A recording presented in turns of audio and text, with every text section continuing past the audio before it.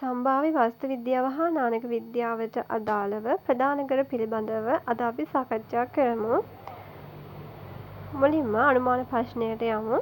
ප්‍රධාන කර සංකල්පය පිළිබඳව හඳුන්වා එහි වාස්තු විද්‍යාත්මක නිර්මාණ ලක්ෂණ පිළිබඳව විවරණයක් කරන්න.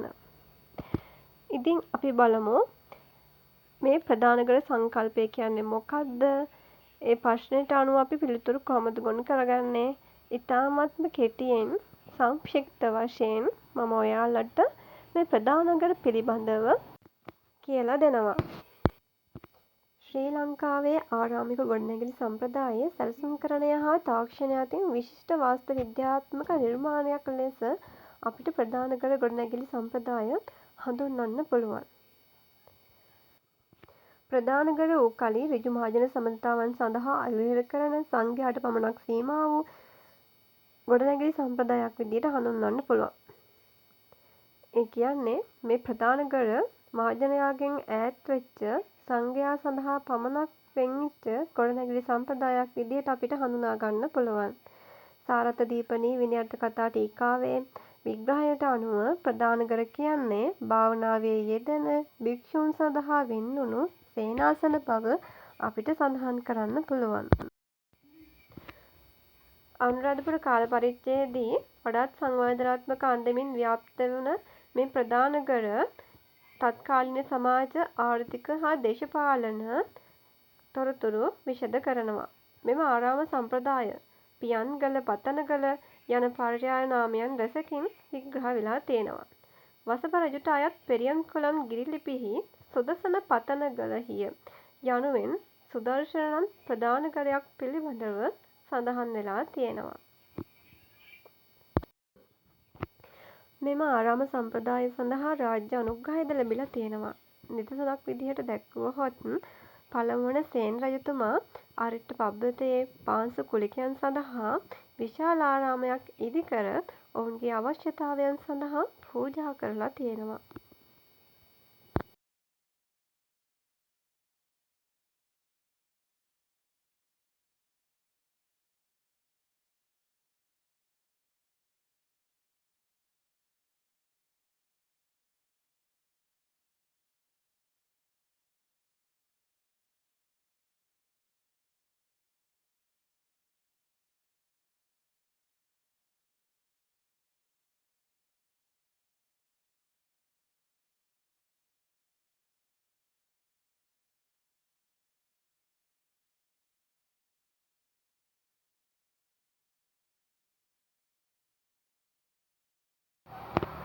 ප්‍රධාන කර සම්ප්‍රදායේ තාක්ෂණික අවධි විකාශනය. ප්‍රධාන කර සංවර්ධනය වූ ආකාරය පිළිබඳව ඒ.එම්. හොකාට් මහතාගේ විග්‍රහයට අනුව අවධි 5ක් හඳුනා ගන්න පුළුවන්. ඊට අමතරව සේනක බණ්ඩාරනායක මහතා අවධි 3ක් හඳුනාගෙන තිබෙනවා. කළුගල් සක්කගල් අවධිය, චාම් කැපුම්ගල්, සිංහල වාස්තු විද්‍යාවට ආවේනික චක්‍ර රේඛාමය, ලී ස්තර වැඩ සහිත ආකාරයට අපිට අවධි 3 හඳුනාගත හැකියි. මෙම අවධි පිළිබඳව විමසන කල ප්‍රධාන කර ආශ්‍රිතව ප්‍රධාන අවධි මෙලෙස විග්‍රහ කළ හැකියි. පළමුවන අවධියට උදාහරණයක් විදිහට වෙහෙර බැඳිගල, දෙවන අවධිය රිටිගල අරන්කැලය මානක් හන්ද, තුන්වන අවධිය අනුරාධපුර බටහිරාම සිංහල වාස්තු විද්‍යාවේ දියුණුම අවස්ථාව. ප්‍රධාන කරයක් ගත්තොත් අපිට ත්‍රිත්ව වාස්තු විද්‍යාත්මක ලක්ෂණ වලින් යුක්තයි. ප්‍රධාන වශයෙන්ම ප්‍රධාන කරේ පිටුපස මණ්ඩප කොටස, කෘත්‍රිම දියාගල, ඉදිරිපස විශාල වේදිකාව වාස්තු විද්‍යාත්මක ලක්ෂණ වලට අයත් කොටස් විදිහට හඳුන්වන්න පුළුවන්. වාස්තු විද්‍යාත්මක අංග ප්‍රදාන වීමට කරුණු විමසා බලන විට ලොව අන් කිසිදු සංස්කෘතියක මෙම ආරාමික ප්‍රධාන කර සම්ප්‍රදාය දක්නට ලැබෙන්නේ නැත. සංකීර්ණ ආගමික සංකල්ප සාක්ෂාත් කිරීම උදෙසා පාෂාණ හසුරුවා ඇති ආකාරය අනුරාධපුරයේ පමණක් දක්නට ලැබීම. වෙනත් කිසිදු යුගයක දක්නට නොලැබෙන අනුරාධපුරයේ පමණක් දක්නට ලැබෙන වාස්තු විද්‍යාත්මක අංග අතරින් ඉතා සුවිශේෂී අංගයක් වශයෙන් අපිට ප්‍රධාන කර සම්ප්‍රදාය හඳුන්වන්න පුළුවන්. මේ තියෙන්නේ අතීතයේ පැවති ප්‍රධාන කරයක් වර්තමානයේ ස්වරූපයෙන් නටබුම ගොස් තිබුණත් අපිට හඳුනා ගන්න පුළුවන් කොහොමද ප්‍රධානකරයක් හැදිලා තිබ්බේ කියලා. අපි දැන් බලමු මේ ඉදිරියට ප්‍රධානකරයේ සැලැස්ම කොහොමද තියෙන්නේ කියලා. මෙන්න මේ ආකාරයෙන් බලනකොට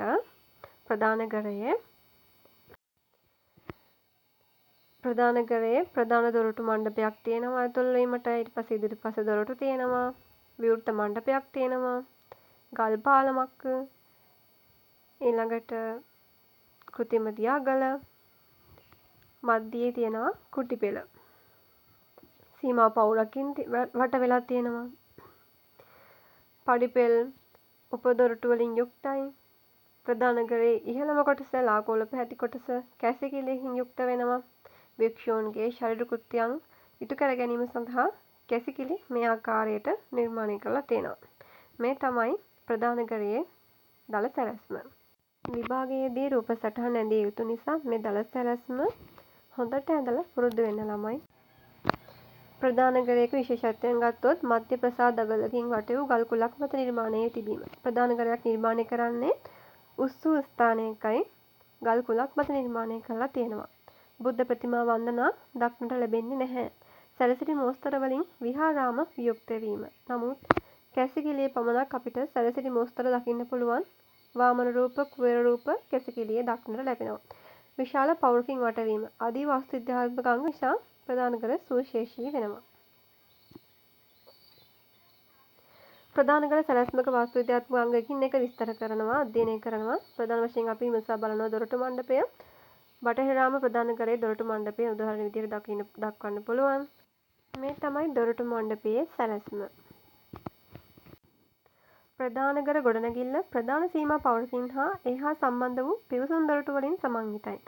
බටහිරාම ප්‍රධානකරයේ ප්‍රධාන පිවිසුම් දොරටුව මනාව නිම වූ දොරටු මණ්ඩපයකින් යුක්ත වේ. මේට අමතරව උපදොරටුවක් වේ. මේ ප්‍රධානකරයේ ප්‍රධාන දොරටුව නැගෙනහිර දෙසට යොමු වී ඇති අතර උපදොරටු උතුරු හා දකුණු දෙසට විහිදී ඇත. විශේෂයෙන් මෙම දොරටු ගලින් නිමවා ඇති අතර මෙම නිර්මාණවල ශක්තිමත් භාවය මෙම ගලේ කල් පැවැත්ම ආරක්ෂාව අතින් සුවිශේෂී නිමාවකින් යුක්ත වේ. දැන් අපි දන්නවා ප්‍රධානකරයේ ප්‍රධාන දොරටුව නිමවලා තියෙන්නේ ශක්තිමත් බව රඳා පවතින ආකාරයට ශක්තිමත් ගල් දොරවල් තමයි නිර්මාණය කරලා තියෙන්නේ. දොරටු මණ්ඩපයෙන් ඉදිරියට ගියාට පස්සේ අපිට හමු වෙන කොටස තමයි විවෘත මණ්ඩපය. විවෘත මණ්ඩපයේ සැලැස්මක් තමයි මේ තියෙන්නේ. විවෘත මණ්ඩපයේ කාර්යභාරයන් මොනවද කියලා දැන් බලමු. ඉදිරිපස දොරටුවෙන් පිවිසීමේදී හමුවන විවෘත ගෘහය විවෘත මණ්ඩපය ලෙස හඳුන්වයි. විවෘත මණ්ඩපය නටබුන් ගවේෂණවලදී බිඳුණු ගල් කොළණු දක්නට නොලැබුණු බවත් සාධක හමුවේ. මෙම විවෘත මණ්ඩපයේ කාර්යභාරයන් භික්ෂූන්ට භාවනා කිරීමට සුදුසු කමටහන් ලබා දීමට, ගැටළු සාකච්ඡා කිරීම සඳහා, රැස්වීම සඳහා භාවිතය. මේ විවෘත මණ්ඩපය භාවිත කරලා තියෙනවා භාවනා යෝගී භික්ෂූන් සඳහා, ඊළඟට ගැටළු සාකච්ඡා කිරීමට, රැස්වීම පැවැත්වීමට මේ විවෘත මණ්ඩප කොටස භාවිත කරලා තියෙනවා. එමෙන්ම විවෘත මණ්ඩපය වෙනුවට චංක්‍රමණගර මගින්ද මෙකී කාර්යභාරය ඉටු බවට ථූපාරාම ප්‍රධානකරයෙන් හෙළිදරව් වෙනවා. අරන් කැලය, මාලිකා තැන්න යන ප්‍රධානකරවලට යාබදව මෙම චංක්‍රමණගර දකින්නට පුළුවන්. ප්‍රධානකර සැලැස්මේ තවත් එක් අංගයක් තමයි කුටිය හා ගල් පාලම කියලා කියන්නේ. විවෘත මණ්ඩපයෙන් ඉදිරියට ගියාට පස්සේ ගල් පාලම සහිතව මේ පිටිපස වේදිකාව අපිට දකින්නට පුළුවන්. මෙයින් වන කෘත්‍යයන් මොනවද කියලා විමසා බලමු. ප්‍රධානකර ආරාම සම්ප්‍රදායේ සුවිශේෂම ලක්ෂණය වන්නේ කුටිය. මේ පැහැදිලිව දැකිය හැකි බිඳුණු ගල් කුරුණු නිසාවෙන් බිත්ති වලින් වහලකින් යුක්තව තිබූ බවට අපිට හිතන්න පුළුවන්. කුටිය හා මණ්ඩපය යාවන්නේ තනි ගල් පෝරුකින් සමන්විත පාලමකින්. මෙම ශිලාමය පෝරුවේ චතුරස්‍රාකාර විදින ලද සිදුරු වලින් පාලම හා සම්බන්ධ පාෂාණ වලින් හෝ දැවයෙන් සකස් කරන වහලක් තිබූ බවට සාධක හමු වෙනවා. මෙම කුටියට යාබදව දැකිය හැකි ස්වභාවික ජල රඳවනය කෘතිම සකස් කරන ලද රඳවන බවුන් වඩන භික්ෂූන්ට නිරාමිස ප්‍රීතිය ගෙන දීමට කදිම ඖෂධයක් විදිහට හඳුන්වන්න පුළුවන්. මේ කුටිය වටා තියෙන කෘතිම දියාගල ගත්තොත් රාජ්‍ය කාලයේදී වන සතුන්ගෙන් වන උවදුරු මගහරවා ගැනීමටත්, දිවා කාලයේ උෂ්ණත්වය නිසා සිසිලක් ලබා ගැනීමටත් මහෝපකාරී වන මෙය පාරිශුද්ධත්වය සංකේතවත් කරයි. බටහිර රාමයේ පොකුණක් ආකාරයෙන් නිමවා ඇති දිය රඳවනය බැසීමට පඩිපෙළක්ද නිර්මාණය වී ඇත. ප්‍රදාන කර සැලැස්මක දක්නට ලැබෙන අනෙක් අංගය තමයි කැසිකිළි. භික්ෂූන්ගේ ශරීර කෘත්‍යයන් ඉටු කර ගැනීම සඳහා කැසිකිළි නිර්මාණය කරලා තියෙනවා. ප්‍රදාන කර ආශ්‍රිතව කුටියට දෙපසින් එක හා සමාන කුඩා කුටි දක්නට ලැබෙන අතර භික්ෂූන්ගේ ශරීර කෘත්‍ය සඳහා වෙන් වූ කැසිකිළි පහසුකම් චිත්තාකර්ෂණීය ලෙස නිමවා ඇත. වාමන, කුවේර, විමාන මාලිගා කැටයම සහිතව ජීවිතයේ අනිත්‍ය බව, කම් සැපෙහි පිළිකුල් බව භික්ෂූන්ගේ සිතෙහි අභිපේ්‍රණය කිරීමේ අරමුණු ඇතිව මෙම කැසිකිළි නිර්මාණය කරලා තියෙනවා.